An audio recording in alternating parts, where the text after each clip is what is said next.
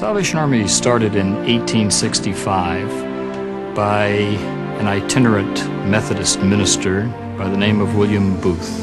He was the son of a nail maker in Nottingham, England, and had a poor background. Even in his early journals at 15 years of age, he said, "God shall have all there is of William Booth."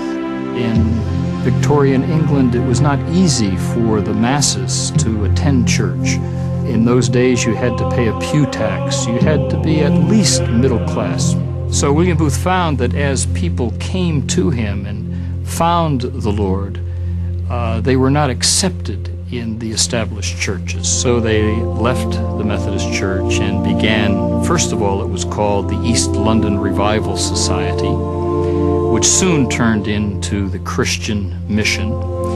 This was 1865. And then in 1878, they were trying to come up with a better name to describe this movement. And William Booth had written on a piece of paper, "We are a volunteer army." And the story goes that his son, Bramwell, who became the second general of the Salvation Army, looking over his shoulder, crossed out the word volunteer.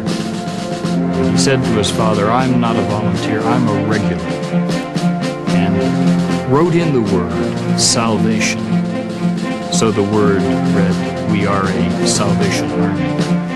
And with that, the name was changed, and the nomenclature of the Army changed also, so that members of the church became soldiers of Christ.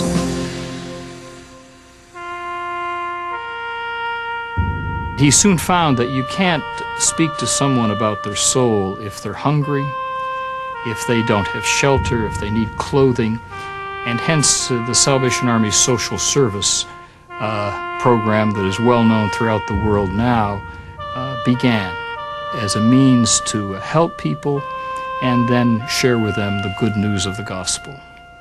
While women weep, as they do now, I'll fight. While little children go hungry, as they do now, I'll fight. While men go to prison, in and out, I'll fight. While there is a drunkard left, while there is a poor lost girl upon the streets, while there remains one dark soul without the light of God, I'll fight to the very end.